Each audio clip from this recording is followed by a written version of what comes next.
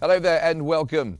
After 2 years of devastating war in Gaza, 90% of vital infrastructure lies in ruins, measured in millions of tons of rubble. Following the historic summit in Sharm el-Sheikh, a ceasefire is now in place, secured by a US brokered document and the promise of a massive multi-billion-dollar reconstruction effort. The ceasefire and the exchange of Israeli detainees and Palestinian prisoners mark a momentous occasion. But does this moment pave the way for a lasting peace? The road ahead is long, and the challenges from securing the necessary finances to establishing stable governance are staggering. So as the second phase of the ceasefire begins, what exactly lies ahead for Gaza's future? Welcome to Think Tech.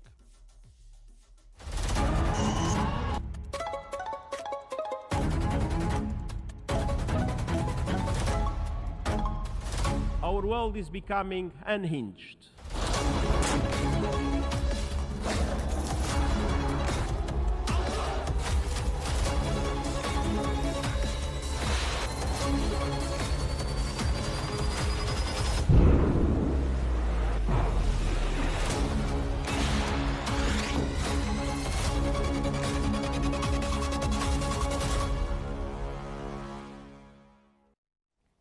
Thanks for being with us. Now, so though the war has officially stopped, Gaza lies in ruins far beyond what many imagined.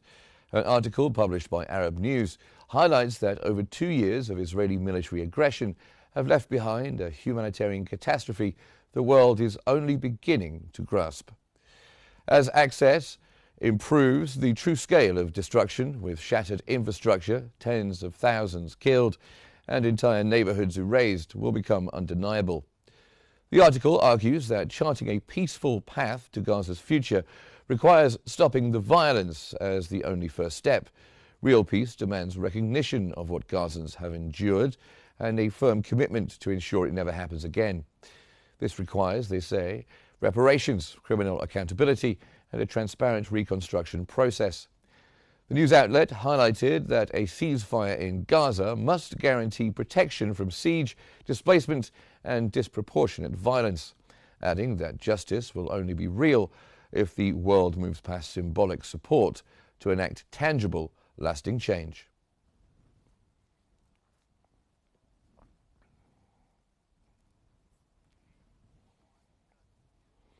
Meanwhile, Palestinian Prime Minister Mohammed Mustafa met with UN and diplomatic officials on Thursday to present the Palestinian Authority's comprehensive plan for Gaza's reconstruction. According to Barons, Mustafa said the Palestinian Authority has developed a 5-year reconstruction plan for Gaza, structured in 3 phases.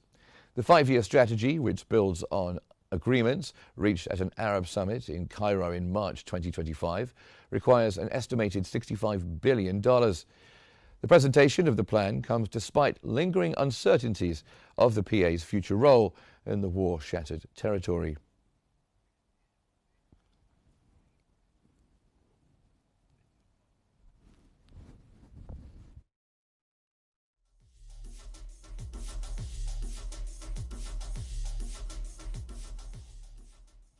Following the Palestinian Prime Minister's confirmation that Egypt will host a major conference for the reconstruction of the Gaza Strip, Egypt actively participated in an informal technical meeting organised by the UK's Wilton Park Foundation. According to Egypt Today, Egyptian Foreign Minister Badr Abdel Ati held a phone conversation on Thursday with UK Foreign Secretary Yvette Cooper to discuss the latest developments ahead of the Cairo conference next month. The UK's informal meeting was held as part of the preparations for the upcoming Cairo International Conference on Early Recovery, Reconstruction and Development in Gaza. Participants used the opportunity to commend Egypt's pivotal role in both mediating the ceasefire and launching reconstruction efforts.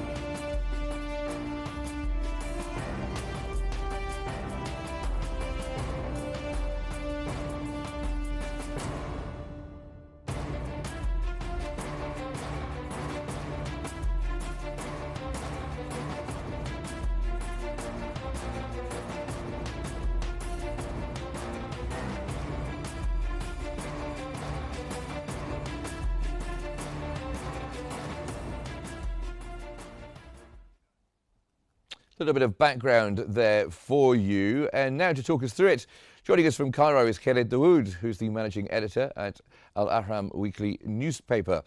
And joining us from Washington is Dr. Fadi Heleni, who is the Senior Fellow of the National Council on U.S.-Arab Relations. Thank you very much, both of you. Welcome back to Q News. I'll start with you, Khaled Dawood. So beyond the ceasefire, what do you think are the expectations for the second phase of the agreement? And what elements are essential to shaping a future for Gaza?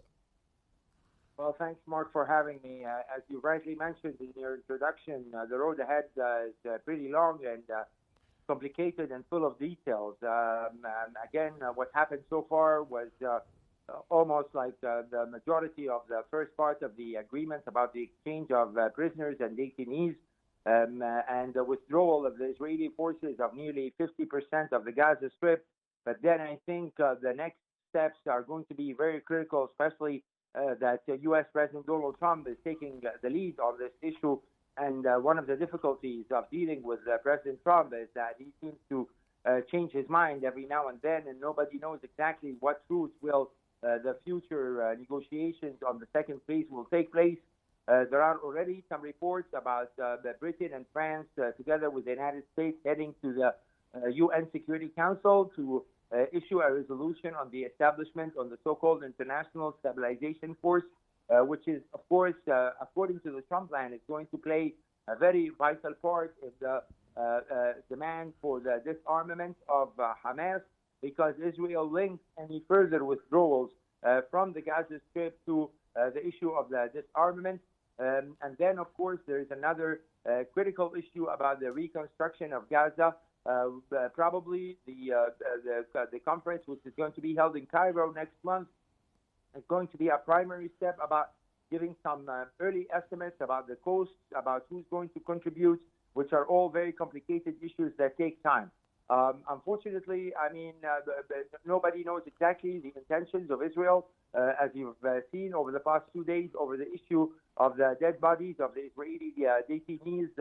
There have been threats from the Israeli government that they will not carry out the remaining parts of the agreement. They've already slowed down on the entry of humanitarian aid. They did not carry out the reopening of the Rafah crossing between Egypt and Gaza Strip, which is very important for the entry of both goods and human beings. There are hundreds of Palestinians waiting on the Gaza side to be able to leave Gaza to hospitals in Egypt or elsewhere. And all this is coming to a halt right now, despite the provisions of this agreement, because of this dispute over the Israeli dead bodies. So again, there are a lot of open questions, but perhaps the first step we can expect is some sort of a certification of this plan by Trump through the Security Council resolution, starting with the deployment of the so-called International Stabilization Force, which is it remains unclear which country is going to contribute, how many troops are going to be deployed, and whether Hamas itself will be ready to accept the presence of this international force, which is basically would be placing Gaza under international supervision. And I'm sure that this is not the most favorite option for Hamas, who wanted a Palestinian government to take over responsibility for the Gaza Strip. Indeed. We're going to come into more of these issues. We mentioned Trump there. Let me bring in Dr. Heleni. How would you assess his role in the ceasefire, and are there things that he could do next to ensure that the terms of the ceasefire are gone through with by both sides, and to make sure it holds? Yeah. Yes. Good morning, Mark, and thank you very much for having me. Yes, President Trump's role has been very central in this ceasefire agreement. As you know, he leveraged the United States' influence on Israel and invested in good relations Washington has with both Egypt and Qatar for mediation to bring this war to an end. One thing the United States has also to do, of course, is not only bringing this first phase, as it's called, to a complete success, but also to supervise and oversight with Egypt and Qatar the implementation of the following steps in the President Trump's plan. That means what we have as a framework in President Trump's 20-point plan needs now to be part of a broader political process, if you will. And that means there should be clear timelines regarding Israeli withdrawals, as well as a clear timeline for Hamas disarmament. That also should include a clear deterrent measures. Any violation of that agreement, whether by the Israelis or the Hamas side, also should be met with kind of, if you want, punishable measures. We need a framework under which this plan should be implemented. It could be the United Nations, it could be the Arab League, but in both cases, there should be a balance in the United States approach between Israeli security and Palestinian civilian protection in very measurable terms, as I mentioned. One thing we need to keep in mind is that this phase two, as it's called, has very sticking points, including Israelis' respect of the 20-point plan, including the withdrawal.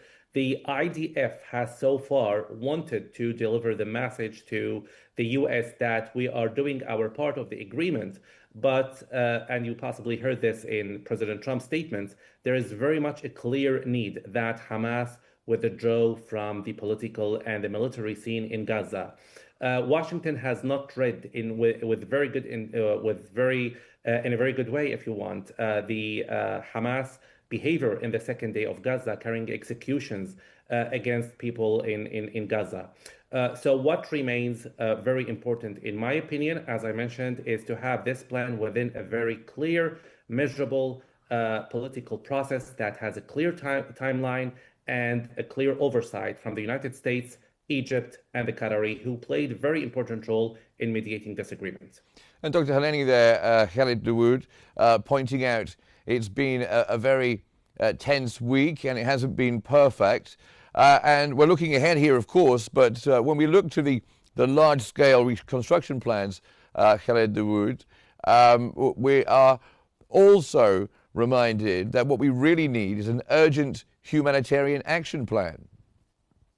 Yes, indeed. I mean, and again, the Israeli behavior in delaying the opening of crossing points and allowing what was noted in the agreement about the entry of 600 trucks at least, plus fuel and medicine, is definitely not helping at all in dealing with the dire humanitarian situation in the Gaza Strip.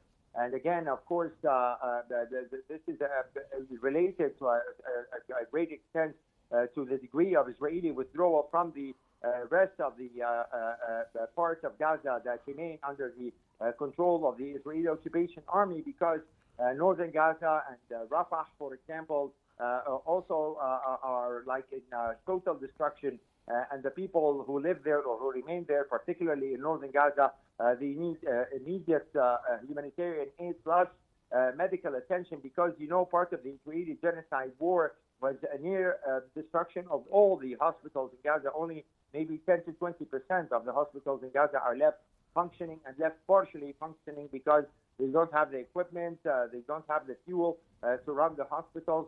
So again, it's a very long list of humanitarian demands. What worries me, to be very honest, Mark, is that the Israeli Prime Minister Benjamin Netanyahu would use all sorts of justifications and allegations to delay the second stage, particularly in relation to the withdrawal of Israeli troops from the rest of Gaza Strip, and to perhaps keep the Palestinians squeezed right now in the 50% of the area of Gaza which the Israeli army has pulled out from. Again, there will always be concerns as long as someone like Jared Kushner is responsible for the reconstruction or contributing to the reconstruction plan of Gaza, because there are already some reports that the Americans would like to start with Rafah in the south, which is basically empty of inhabitants after the Israeli takeover of Rafah, and make it as a model for the development of the rest of Gaza. So it remains to be unclear how the process will exactly go. I'm sure that President Trump is looking very much into the generous contributions that are going to be made by the rich Gulf nations, and he himself repeated several times in the Israeli Knesset and in the Sharm el-Sheikh summit that he's happy to be in the same room with lots of rich countries that can afford this reconstruction plan, and he probably is aiming that the Americans are going to take the lead in the process on the reconstruction. So, I mean, again, lots of uncertainties, but I mean, that puts more responsibility on part of the Arab countries such as Egypt, Qatar, Saudi Arabia, United Emirates to keep the pressure on the American president, because the American president is the one running the show. It's not Netanyahu and not anybody else. And we've seen this very clearly through the speech which President Trump delivered in front of the Knesset. Everybody gave him the credit for the release of the Israeli detainees, and he even went as far as asking for pardon for Netanyahu from the Israeli president, as if he is like the president of both the U.S. and Israel. So again, a lot has to do with the decisions of the U.S. President Donald Trump, but also we have to make use of the closer relationship that he seems to have right now with a number of Arab and Muslim countries that met with him at the size of the UN General Assembly, because they are going to be the ones to be able to balance the bias that President Trump has historically had towards Israel, as well as those key members of his administration. And while you were talking there, Khalid, we were looking at the pictures all too familiar to viewers of those devastating scenes, those drone shots over Gaza. Dr. Heleni, reconstruction and funding mechanisms still remain unclear. Does this all depend on reaching a political agreement, do you think, on Gaza's future governance? Absolutely. The United States is expecting what your guest in Cairo correctly referred to as generous contributions. But these generous contributions cannot happen without a political process that guards and makes sure that these contributions are flowing into Gaza without any kind of diversion.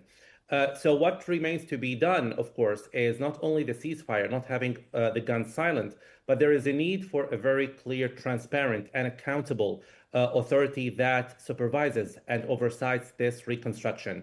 It's very well known to everybody that no investor will come to invest in Gaza if there is no clear, measurable, of course, steps towards reconstruction. And one thing that is very much in need, of course, at this time is forming a technocratic governing body, which is going to overlook the political process as well as the reconstruction.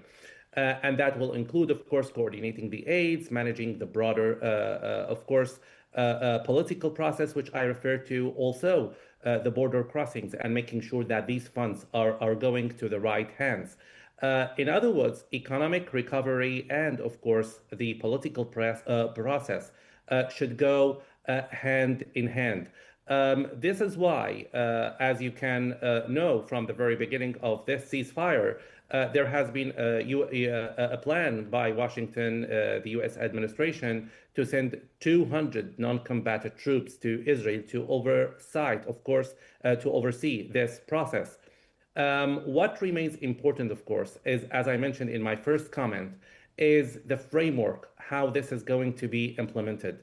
The United States is looking forward to the collaboration between, of course, all the parties that are included in the agreement, including, of course, Egypt, Qatar. These countries have a central role, not only in the holding of the ceasefire, which they work together to bring, but also in overseeing the whole process. So yes, there is very much in need of a political process, which is very much accountable and transparent, as I mentioned, in order to bring these funds and start the reconstruction process.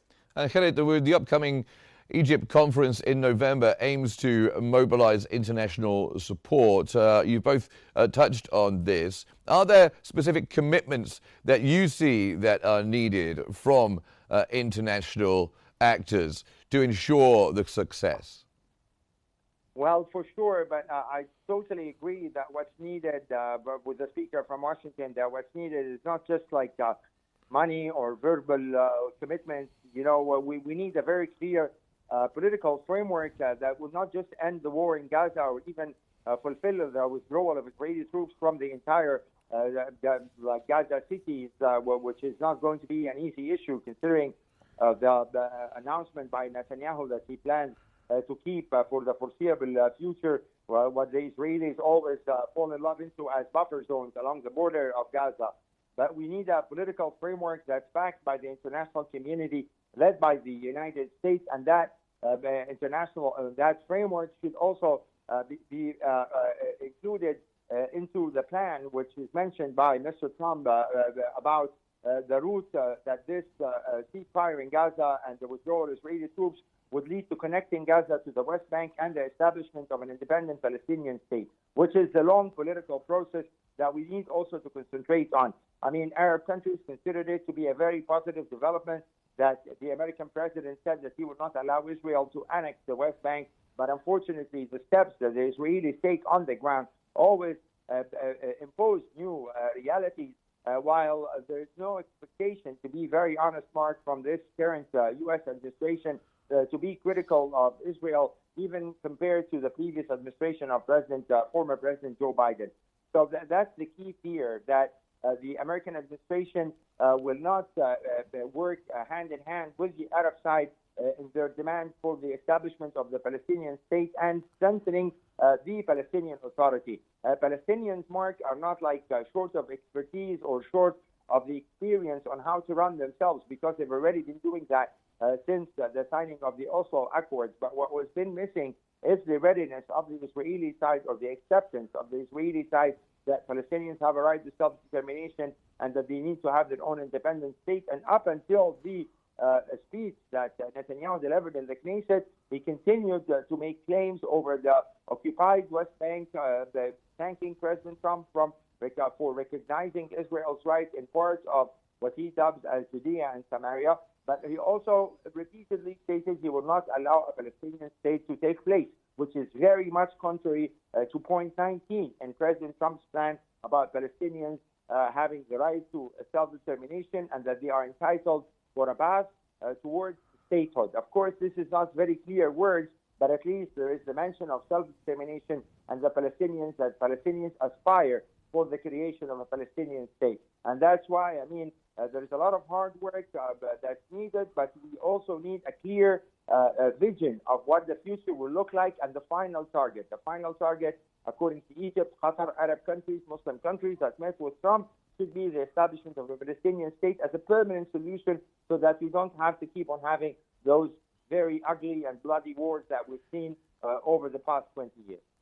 Yes, I think deliberately vague, that particular document, isn't it? Dr. Heleni, Khalid Douib there mentioning point 19, deliberately vague perhaps. Are we any closer with the events of the last 7 days of the United States recognizing a Palestinian state?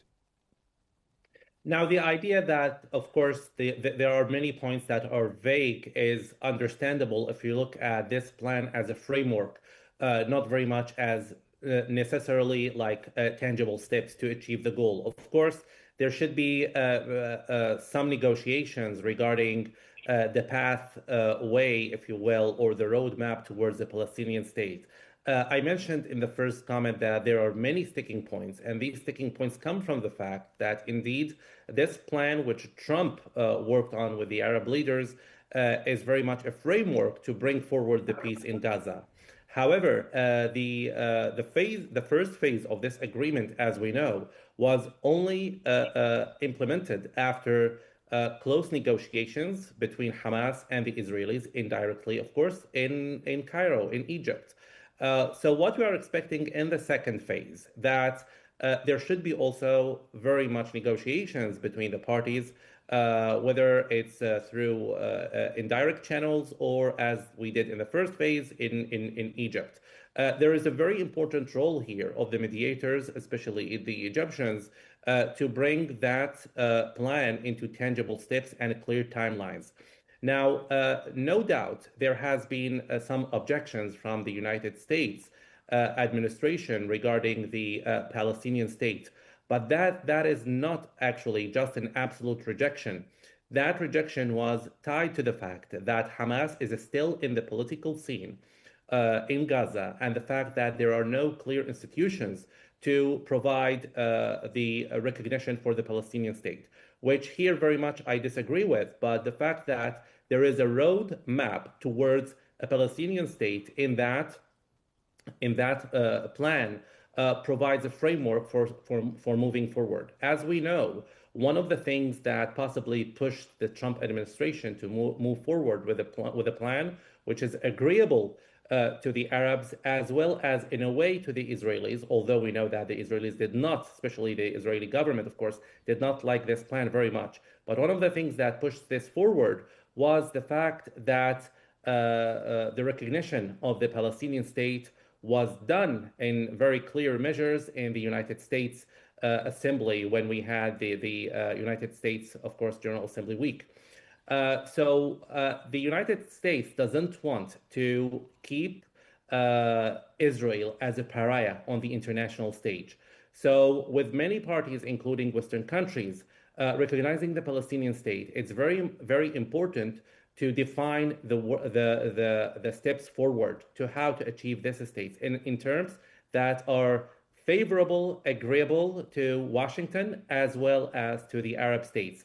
This includes governance and security, both of which the U.S. is working closely with the Qataris and the Egyptians to implement. As we know, the Egyptians have been training the Palestinian police for several months. We are expecting 1,000 or 2,000 troops to enter Gaza very soon. That necessitates, at the same time, the withdrawal of Hamas from the political and the military scene in Gaza. And that can explain to us, to an extent, why President Trump has been using some threats against Hamas to move forward to provide a process how it's going to withdraw from the scene in from the scene in Gaza. This cannot happen, as I mentioned, without a clear umbrella of governance and security moving forward, part of which has to do with the idea that the ultimate aim is going to be having a Palestinian state, which the United States must eventually also recognize, as did its Western allies in Europe and elsewhere.